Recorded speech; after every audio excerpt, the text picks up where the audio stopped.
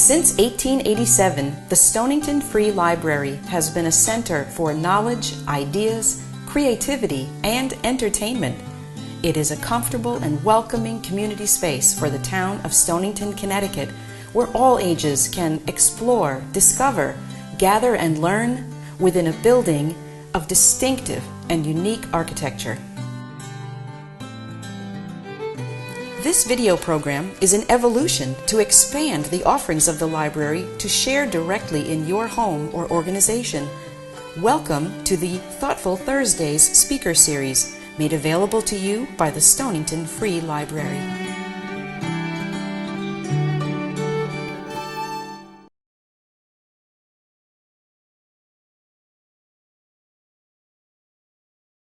So good evening, everybody. I'm Carla. I'm the Assistant Director at Stonington Free Library. And I want to thank everyone for being here, especially Mary Ellen and Sara for presenting this program and bringing us the most up-to-date information. Also, Michaela Hall, Director of the Library, and Ivy, who is helping us with tech support. And also I want to thank the rest of our staff and volunteers for their support in organizing this event. We are asking all participants to keep their cameras off and their microphones muted during the presentation. That helps us all to hear the presenters. Thank you.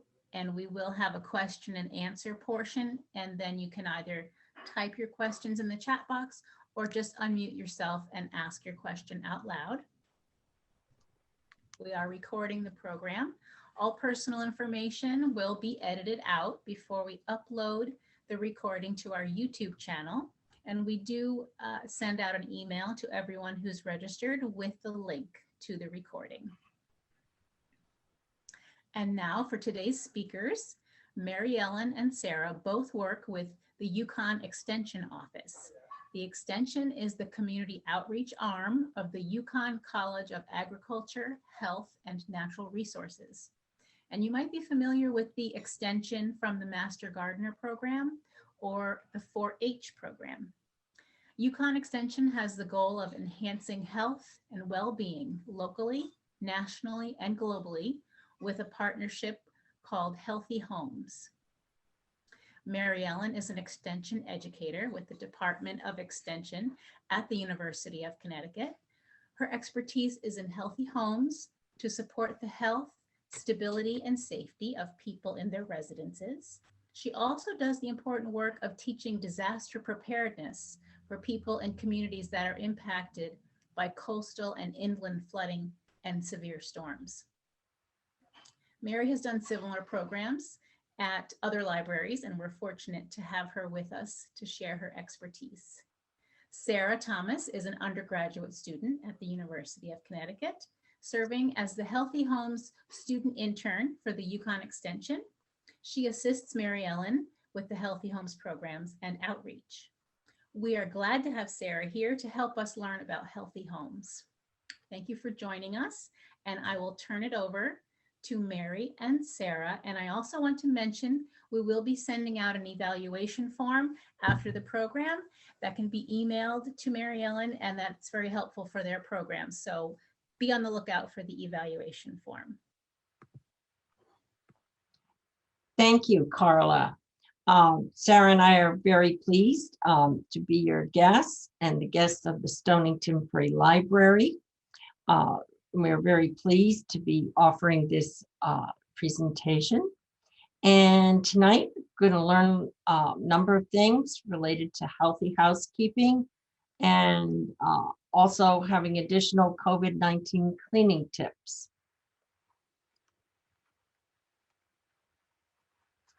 There are 8 basic principles of a healthy home, as you can see here.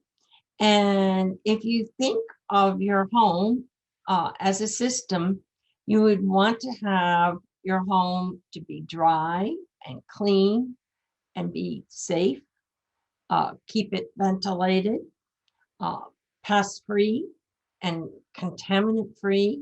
You don't want to have anything dangerous there. And well-maintained and temperature controlled, so it's not excessively hot or excessively cold. And a healthy home always supports the health of the people who live there. And conversely, a home that is not healthy can be detrimental to your health.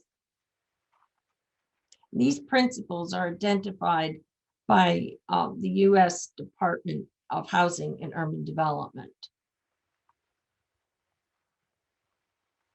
Now, good health, as you see here, starts at home. And many people, since the pandemic has begun, are spending more time in their home. Now, prior to the beginning of the pandemic, people spent about 70% of their time in the home. So you think we probably, most of us have spent even more time in the past year or so, a little over a year now. And it's important to keep your home clean and safe. And by doing so, it makes it less likely to spread the COVID virus within your home.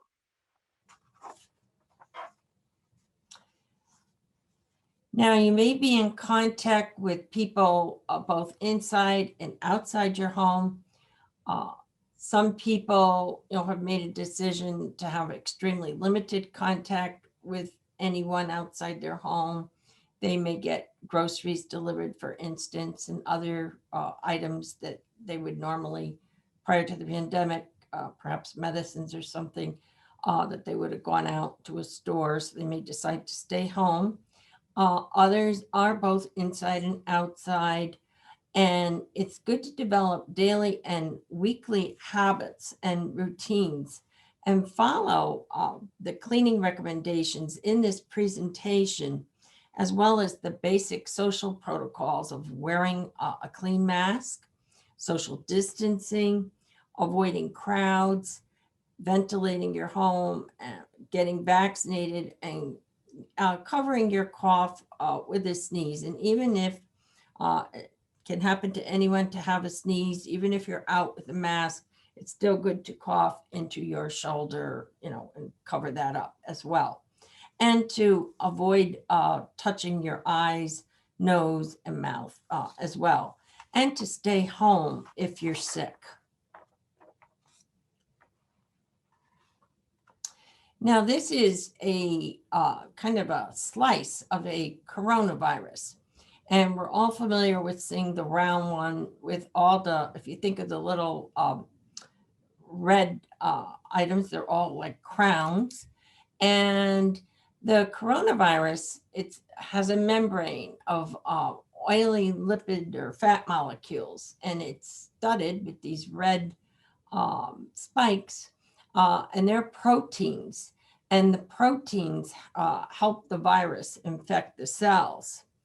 And soap molecules, the ones you can see on the right, they have a head that bonds to water and a tail, as you can see, the hydrophobic tail that avoids water or bonds with oil and fat. Now, soap destroys the coronavirus. And that's when the tails of the soap molecules, as you see in the lower left portion of your screen, are wedged into the cell membrane and pry it apart. And when you wash your hands with soap and water, the dirt is trapped and the virus is destroyed and washed away through proper hand washing. And I know we've all heard it's important to wash your hands, but I cannot tell you how important it is, especially with the coronavirus, by using a normal amount of soap. You don't have to overdo it or underdo it. You don't want to just rinse your hands with water, but by proper hand washing, soap traps the dirt and the fragments of the destroyed virus in these tiny bubbles called micelles, and it washes away with water. And it really is one of the keys to trying to, if you touch something, to getting that virus off of your hands.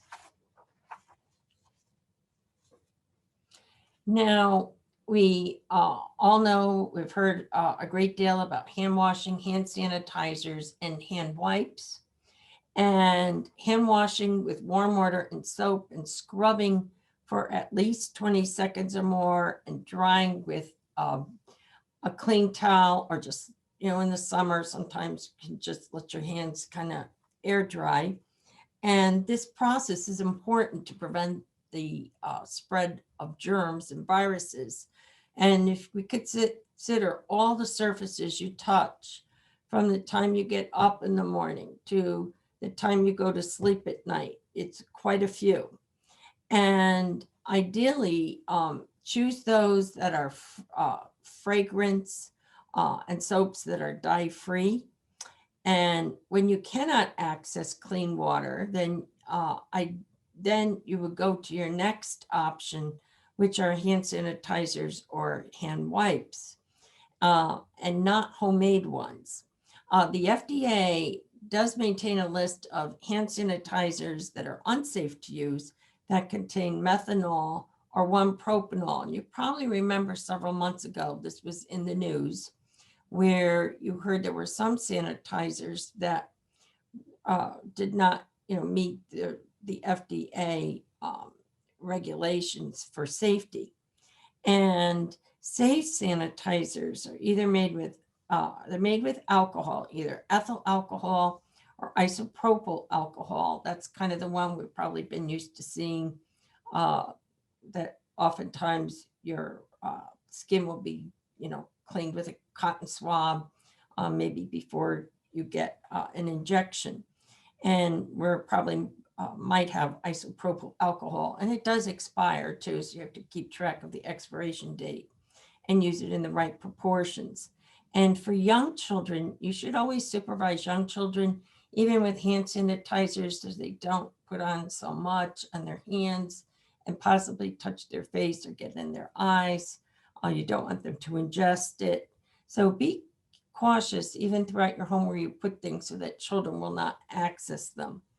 And when you're selecting wipes, when you go into stores, many of them have hand wipes for your hands, which is really nice.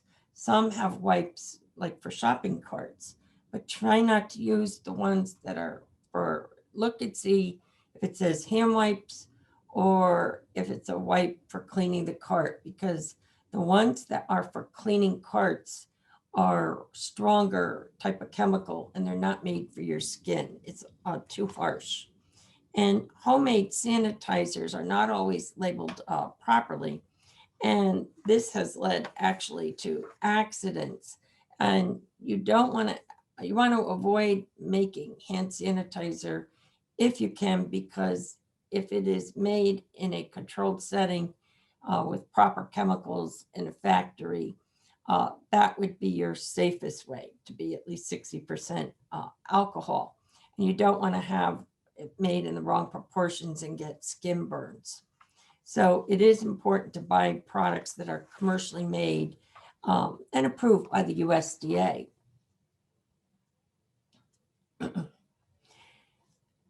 During COVID-19, we've talked about washing your hands and avoiding touching your eyes, nose, or mouth with unwashed hands, especially when we're out and even while at home. And additional times you want to wash your hands after where you'd have to touch your face through blowing your nose or sneezing and using a Kleenex before unpacking groceries. When you come home, put your groceries down, if you have to put your coat away, and then wash your hands before you go to do that. Also wash your hands before eating or preparing any kind of food or cleaning up, and after contact with our animals and pets, and before and after providing routine care for someone who would need assistance, like a child.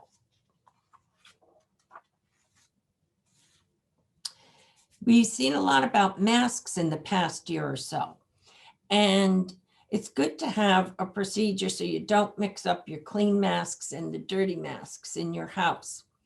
And one procedure for system is to store used or the masks that are dirty and have been worn in a clear plastic bag. And then you can label them if you have more than one person in the house to put clean masks in a paper bag. And it also is recommended that you wash masks daily. And you can either do them by hand and hang them to dry, or in the washing machine with detergent and soap, and certainly with some sort of detergent or soap product by hand. And to wear a clean mask. And you can either dry them in the dryer or hang them in direct sunlight is the most effective way to clean them.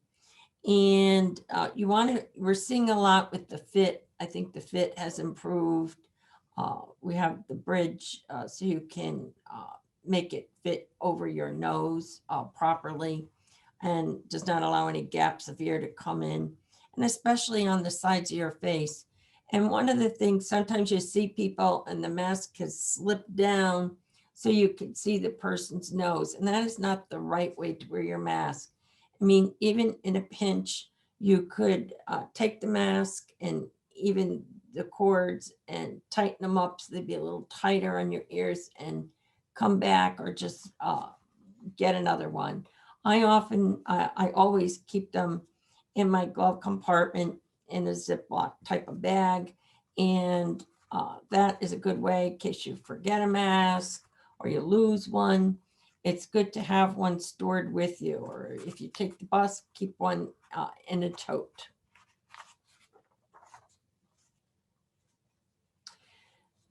On April 5th, the CDC had a change in their cleaning and disinfecting recommendations for people at their home. And this was a major change.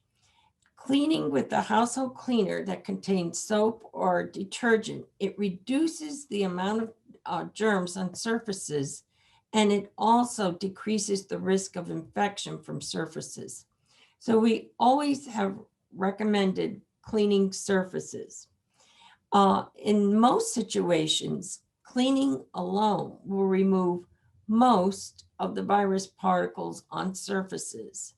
And in most cases, this will be effective, but not exclusively, not in all situations. And up until this article was published, and that is part of the packet Carla mentioned earlier, CDC recommended cleaning and disinfecting together to kill the COVID virus. And we have another slide which explains how that happens.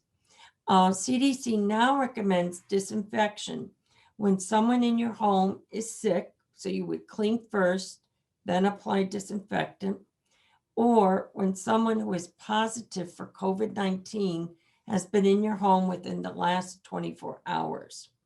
And this is a major change.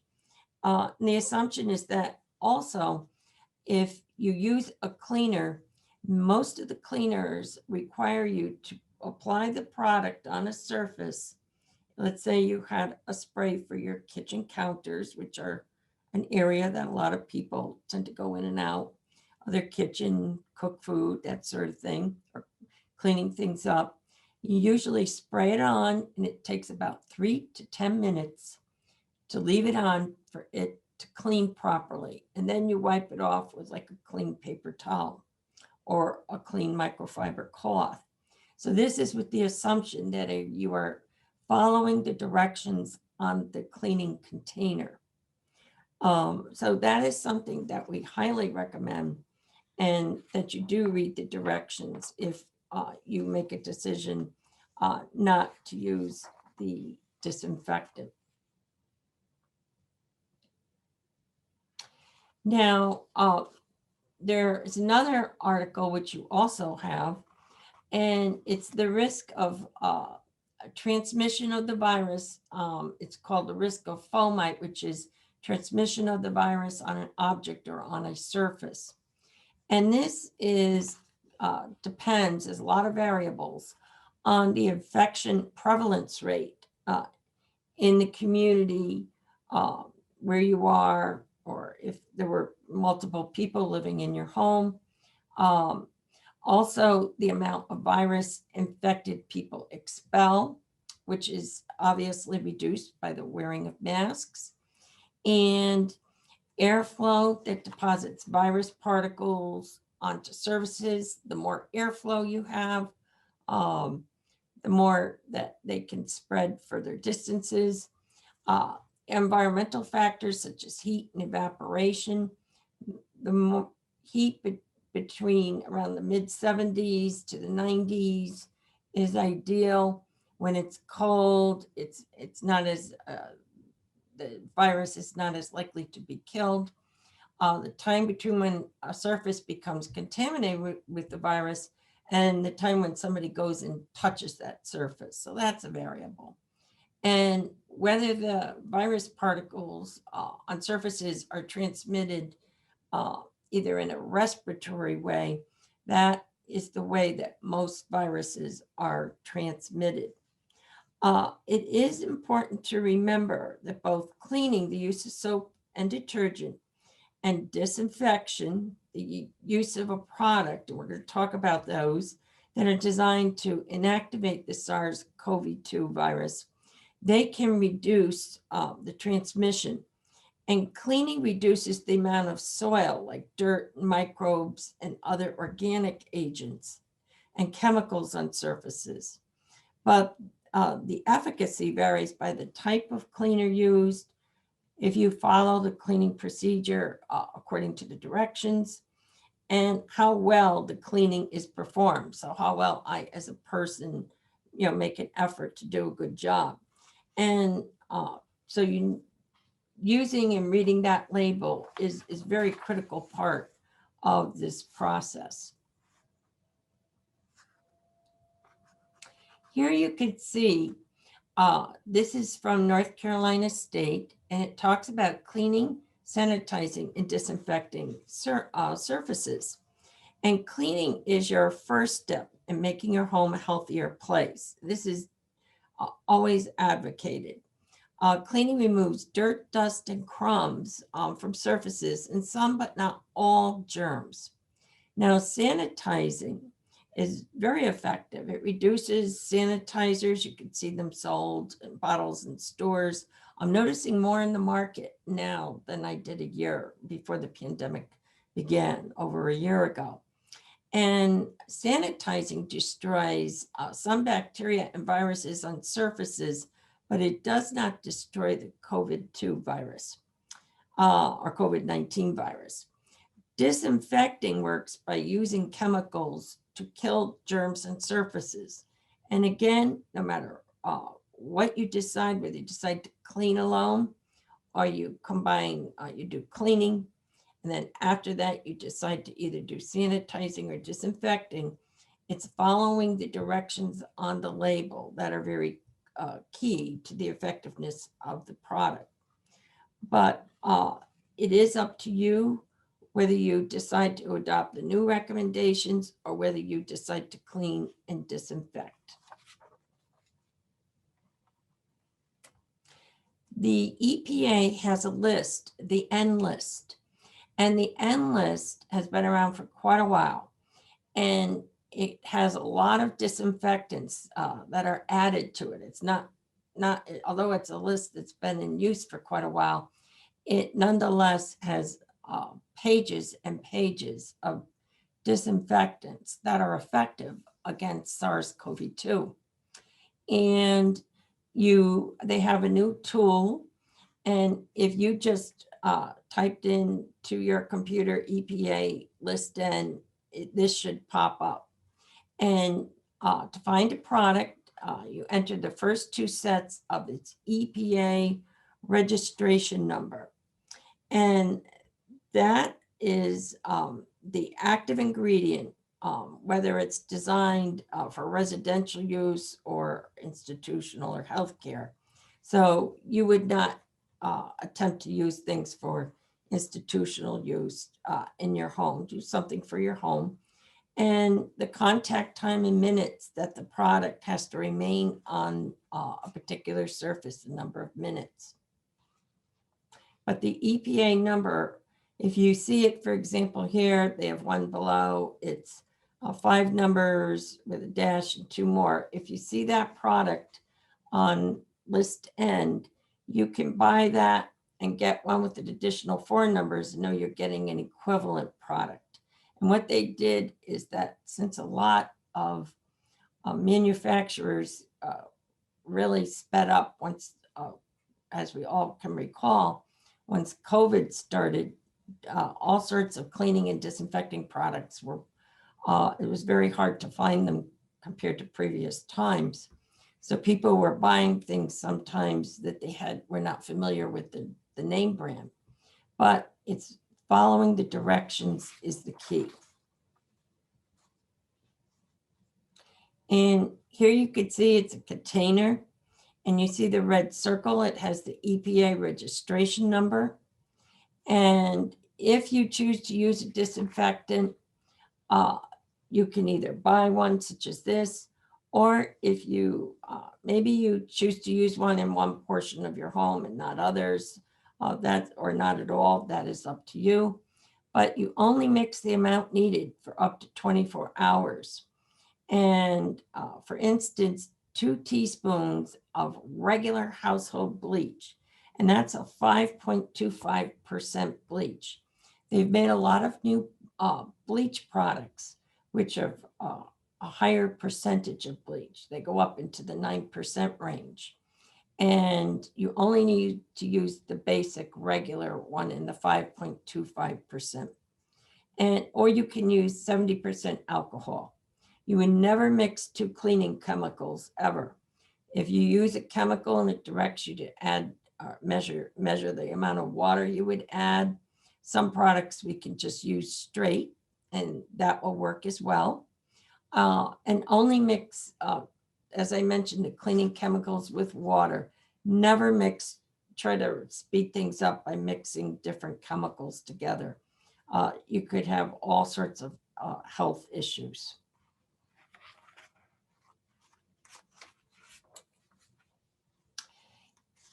Prior to COVID, if you did need to disinfect, let's say someone is sick, these are the proportions for 24 hours.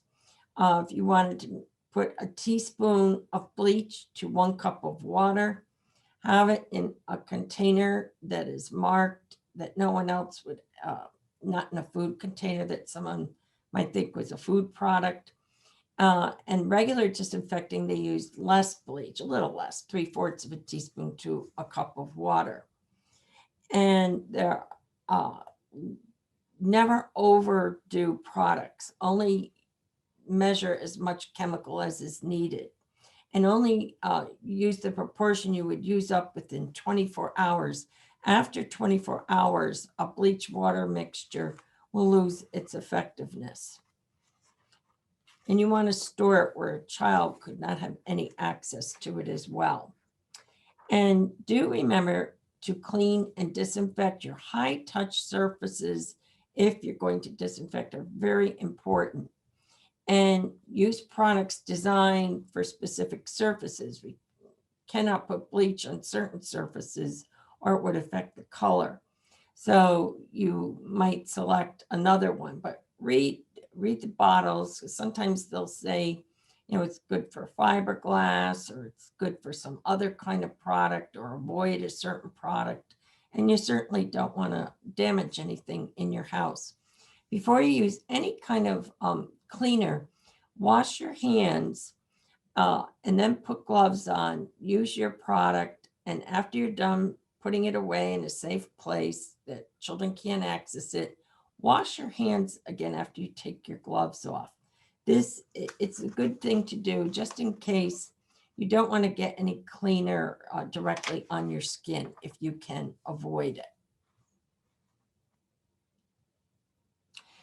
Now you can see here typical, what looks like a typical bleach bottle. If you do choose to use bleach, make sure it has an EPA registration number. Some bottles that say bleach and look like bleach, some products do not claim to be disinfectants. So they're kind of an imitation, so to speak. And if you did need to purchase a disinfectant, you want them to meet the EPA criteria. So that EPA registration number is the key. Now, one of the main things we put here was the window. And by having good ventilation and bringing fresh air into your home, this is a really good thing to do.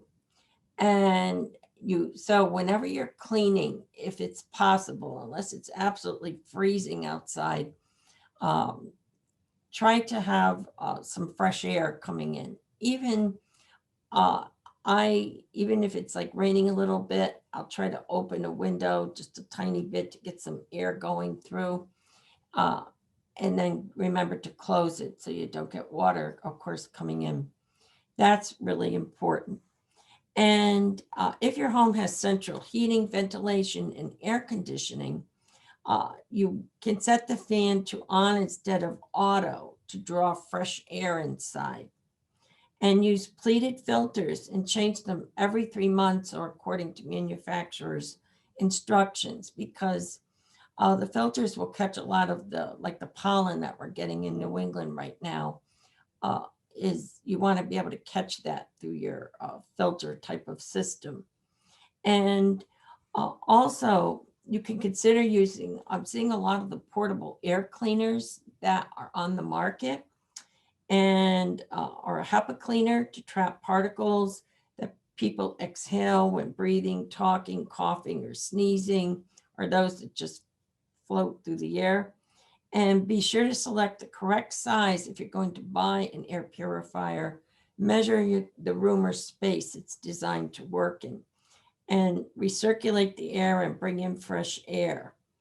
And turn on your exhaust fan in your bathroom if anyone is showering, and also in the kitchen if anyone is doing any kind of cooking.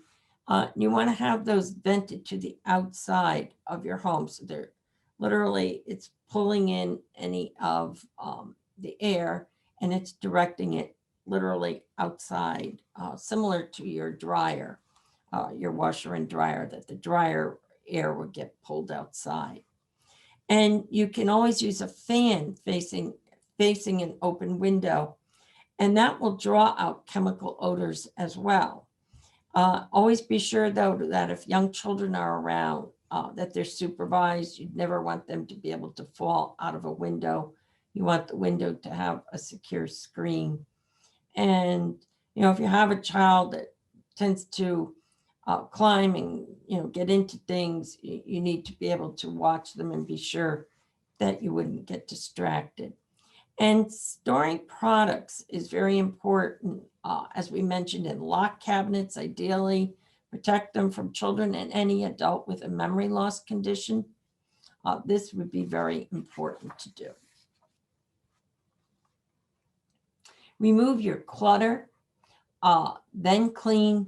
If you have items around, like on a counter or anything, microwave, we typically would just put the dish in, but you want to remove any clutter first. You can thoroughly get to the whole area. Clean the surfaces with soap and water or a cleaner to remove the dirt. And also pay attention to high-touch surfaces daily.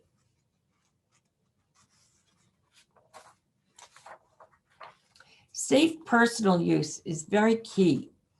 In addition to checking if you were going to use a cleaner or a disinfectant, you want to check your product is EPA approved if it's a disinfectant. Read the directions. You want to clean the surface. Follow that contact time, the number of minutes or dwell time. Wear gloves. Notice a person here has a shirt, that covers most of their body, a long sleeve shirt, long pants, jeans are good to wear. And protective eyewear is good too, because products can splash. And if a chemical hits your eye, it would sting intensely. You would definitely need to wash it, and you might need medical attention possibly. So when you're working with chemicals, it is good to have a pair of those goggles in your home. And always wash your hands after you're done, as we've mentioned before, and lock it up with chemicals. So far, we've learned this much about COVID. Dark and nighttime conditions are very similar to indoor conditions.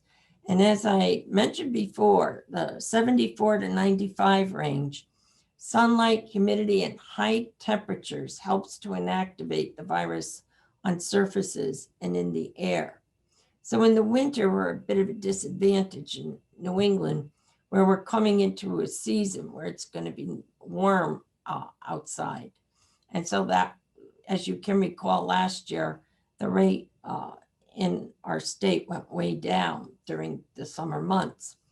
And when the temperature and humidity is lower and there's less sunlight, like when it's cold out towards the winter, the virus is more likely to survive. And we're still continuing to see a lot of research on the survival of the virus on different types of surfaces. They're doing a lot of studies. And non-porous surfaces may survive on a few hours compared to those that are porous. It would tend to not survive as much, soft surfaces. Soft touch surfaces, things like carpeted floor, upholstered furniture, rugs and drapes. And you want to always follow the manufacturer's instructions for these types of items. They may not be color fast, or they could shrink, may not look as fit properly. And you want to clean surfaces with the product that they're intended for. It's good to test it on like a little corner under an edge if you had to see that it doesn't discolor it. And launder or dry clean items if possible. And steam cleaning machines is very effective in cleaning carpeting. The key is to extract as much liquid as possible to prevent mold growth. And personally, I would not clean carpets if I could avoid it, unless I had real heavy industrial type of carpet cleaner equipment. On a day when it was raining or damp or snowing, I would clean the carpet on a day when it's drier. It will dry faster. Now, high touch surfaces. Sara's going to talk about these. You want to frequently clean these surfaces, the ones that you just tend to touch every day in your house. And you want to work this into your daily routine.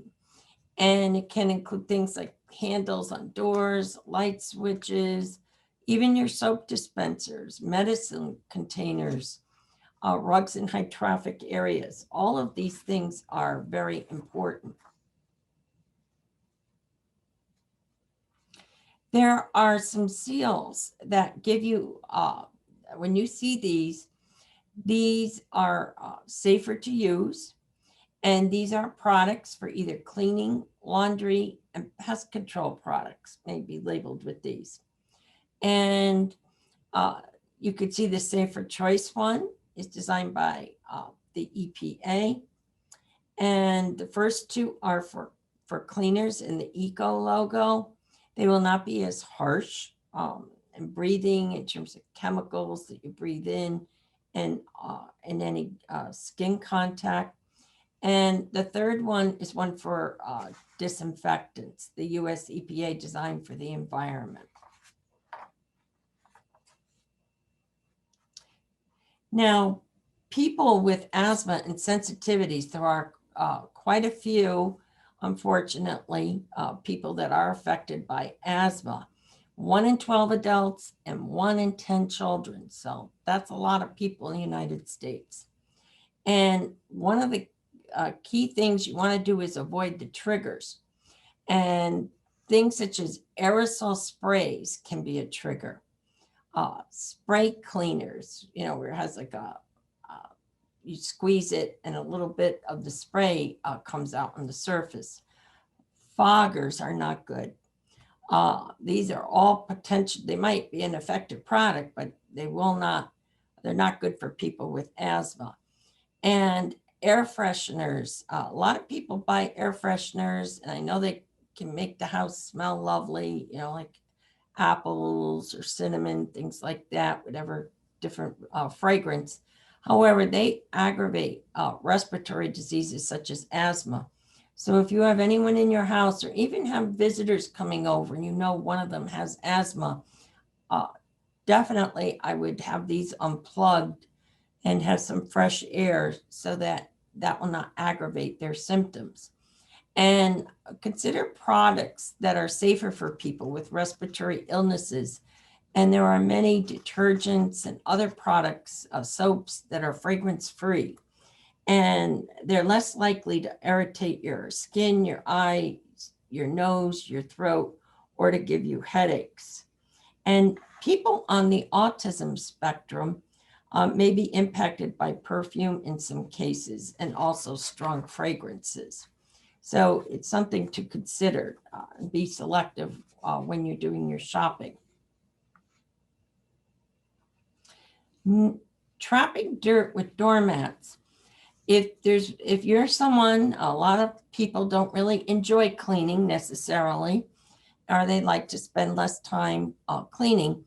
And one easy thing that really is great to do is to use mats to prevent dirt from being brought inside your home in the first place. So you want to have 3 or 4 mats is ideal. And then either take your shoes off. It is easier to do, when the weather is nice, before walking inside your home if you have a little mud room. Or if not, you can take them off. Just make sure you don't leave them where someone's going to trip on them once you get inside the house. And it's good to have indoor shoes. Many cultures throughout the world and parts of Asia have only indoor shoes. And this way you're not bringing things from the outside like pollen and dirt and contaminants into your home. And it's healthier for you. It's healthier for pets. If you have toddlers or kids, people who like to watch TV or play on the floor, it's a really good thing to do. And you will have less time you'll have to spend cleaning the floor. And it is important to develop a routine for washing or cleaning the floor, the indoor mats, and periodically the carpeting. So at least do, I would say, vacuuming. If our flooring, like you see the girl with the socks on here, try to have a routine for washing that regularly, and the indoor mats to vacuum them as well. And Sara will be next. Thank you so much, Mary Ellen. So establishing daily and weekly cleaning routines is really integral to having a safe and healthy home. So one tool that you can use to stay on top of these cleaning habits is developing a list. So maybe you have one list for your daily routines and one list for your weekly routines. And you should prioritize areas of your home that you use daily. So maybe the kitchen counter or the table in the dining room. And if you dedicate 10 minutes of time each day to tidying things up and doing these cleaning routines, then that can help you to stay on top of what you need to do. So clutter is something that a lot of Americans struggle with, and clutter is an accumulation of items and materials in your home or space. And so it's very important to declutter, as this can really help you to improve your efficiency, and it can also help to reduce any stress that is associated with, navigating around these items and locating items that might be buried or missing within the clutter. So when you're making those decisions about which items you'd like to keep and which you might want to donate or pass on, some things you can ask yourself are, does this item bring you joy? Do you use it regularly? And is the item a necessity? And if the answer is yes to any of these 3 questions, then it would probably be best to keep that item. But if the item doesn't really fit into any of these 3 categories, it may be time to say goodbye to that item. And it can be very helpful to start with one area in your home and then move on to the next over time, because this can make the decluttering process a lot less overwhelming. Now, many of us have had to develop a home office or workspace in light of the COVID-19 pandemic. And so it's very important to keep this area organized, as this can help to really maximize your productivity at home. And the clean workspace can also help you to, really be on top of everything you need to get done during the day, and can help to reduce that stress that is associated with, losing important documents and the like. So when you are considering organizing your home and workspace, it can help to transfer any paper documents to electronic documents when appropriate. And it's also helpful to sort through those papers regularly and to only keep what you need or what you use. And the use of vertical storage options and drawers, as well as bins, folders, trays, and other organizational tools that you can find, can help you to categorize different items and keep things organized. And once again, creating one of those routines daily or weekly can help you to stay on top of the cleaning organizational process. Children are also having to develop some sort of area to do their work at home, and this may be due to those hybrid days when they are virtual learning. Maybe they've been virtually learning this entire time, but it's also important to have an area for a child to do their work when they come home from school if they have homework. So designating that area for your child to keep those school items and to do their work can really help to develop that feeling of ownership and responsibility over that space. And so that can also help them to learn those important skills of cleaning and organizing the area that they're using. So simplicity is really key when it comes to organizing a child's workspace and developing a child's workspace, as simplicity, it makes it easier for kids to thrive. So eliminate those distractions and cut down on the total number of items that are in that work area. It can also help to categorize and consolidate different tools based on the type of item. And it's important to clean these high-touch surfaces within this area daily. And this is especially true if the child is going back and forth between distance learning and in-person learning. And once again, really encourage those children to tidy up their workspaces daily. This can keep it manageable, and it can help them to develop that sense of timeliness when it comes to cleaning and organizing. So developing chores and assigning chores to children, even from an early age, can really help them to contribute to the home overall, and can help them to develop that sense of responsibility and important things such as that. And so there are different types of chores that are appropriate for children based on their age. And it can start small when they're 2 or 3 by putting toys away or cleaning up their spills of their books. And as the child ages, you can start to increase the complexity and the different, skills that are needed to accomplish those different tasks. And in this age group in particular, things such as chore charts and stickers are really excellent motivator for this group. And as I said, the complexity of the chore and the number of chores can also further develop as that child matures and ages. And be sure to select chores that are appropriate for the child's maturity level and their age level. So you know your child best. And so to kind of find ways for them to be a part of the cleaning and organizing process is really important to both your household and also their development. Now, some best cleaning methods, good cleaning tools are really important to make that cleaning process easier. And so some key cleaning tools would be your vacuum, a damp mop, and a damp duster. And you can also use paper towels, freshly cleaned mops, microfiber cloths, and sponges as well. And a vacuum with a HEPA filter catches really fine particles. And so this is a really great tool for people with allergies or asthma. So if you are handling laundry from someone who is ill, it is very important to not shake any of that contaminated laundry, as that can really disperse those germs into the air and may cause contamination of your space and also potential infection of your own person. So it's also important to wear gloves when handling that contaminated laundry. And when you remove those gloves and you're done handling that laundry, be sure to wash your hands so that you don't accidentally touch your face or your nose, your eyes, and potentially contaminate those mucous membranes as well. Previously, CDC recommended placing contaminated household items into a plastic bag and washing contaminated laundry separately from other household members' laundry. They have now revised this information to say that items can be washed together. So this is up to you. But if you do decide to separate that, using a plastic bag to kind of designate that contaminated laundry can be a helpful step. And when you are using that plastic bag method, be sure to put the clothing directly from that plastic bag into your washing machine without shaking it. It's best to use hot water and to measure the appropriate amount of detergent and disinfectant. And if someone is sick, try to use the hottest water possible when laundering.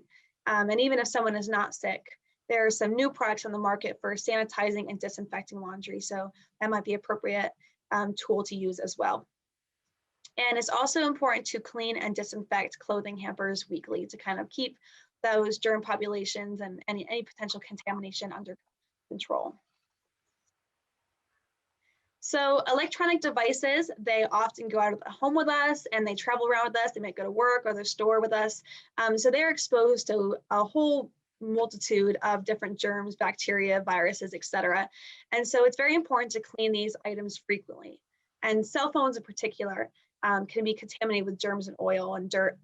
So it might be best to hold your phone away from your face if you're taking a call, so you don't accidentally transfer any of those dirt and germs onto your face and into your eyes, nose, and mouth. You can also consider purchasing wipeable covers for your cell phone or your devices, and these can help to improve efficiency when you are cleaning. And it's always important to follow manufacturer's instructions when you are using any sort of cleaning product or cleaning any of those devices. Generally, a 70% alcohol wipe or alcohol sprayed onto a clean microfiber cloth can get the job done, but be sure to reference those instructions before you decide to take any steps to clean these devices. And avoid sharing devices. If you have to share, be sure to clean those devices before and after use to prevent any transmission of germs and bacteria and viruses. And you can also clean tables and surfaces like that electronics like laptops are placed on to, once again, reduce any potential transmission. So we have collected a variety of resources and handouts that can assist you in keeping your home a healthy place. So the first two you have access to in the email that Carla has sent or will be sending. And the list N is that is the link to the EPA website, and that is reference to the list N that Mary Ellen was talking about previously in the presentation. And here you'll be able to learn a little bit more about the disinfectants that work to destroy the SARS-CoV-2 virus and other viruses and bacteria. Our next link is the 8 Principles of a Healthy Home that is included in your collection of publications, as well as the storing and washing masks, as well as the EPA 6 steps. And then the last 2 links are to our University of Connecticut Extension websites. The first one is a collection of high-touch services, the resources and fact sheets associated with those. And the last one is our General Healthy Homes Connecticut website, which has a variety of resources for you as well. The 8 Principles of a Healthy Home handout contains information from the U.S. Department of Housing and Urban Development, and this pertains to 8 principles that make up a healthy home. So information in this handout can be important to identifying components of those a healthy home, and instructing you on how to identify and address those. The 6 steps for safe and effective disinfectant use is from the EPA. And this can help you to stay safe when using disinfectants around your home. So it might be helpful to print this worksheet or this publication out and hang it near any cleaning supplies that you use to remind you to stay safe when you are preparing to disinfect those surfaces in your home. Our next publication goes over a list of commonly high-touch surfaces in each room and area of your home. So it's kind of divided out by that area. And it also contains important information on product selection and safety and efficiency tips for cleaning and disinfecting. We also have included a template for you, and this can be really useful in establishing a routine, as we talked about. Developing both those weekly and those daily routines are important to staying on top of cleaning and organizing your home. And so it might be helpful to have a template designated for different days or different time periods. And you can also personalize these for different family or household members. And our last publication for you is on caring for electronics. So this handout can really help to assist you in safely caring for your electronic devices. And it also highlights general cleaning tips and tricks, identifies key electronics, electronic accessories, and just provides some other general information that can help you in accomplishing this task. And Mary Ellen is going to talk a bit briefly about our feedback form for our Healthy Homes program. Thank you, Sarah. We have a feedback form included, and we do read these. They're very important to us as we develop other programs. We like to hear what you think. And we had 4 questions that I'm asking you if you would look at those and email the answers directly to me at mary.welch@uconn.edu. One is, what did you learn today? Will you use this information to have a healthier home? We want to know if you're going to apply it and if you're going to share it with others and about how many people, and any suggestions for programs. Or if you have questions, you're certainly welcome to email those to me as well. I check my email, and we would be happy to be able to provide you with further answers. So we hope that you've enjoyed the presentation and that it will be helpful to you in creating a healthier home.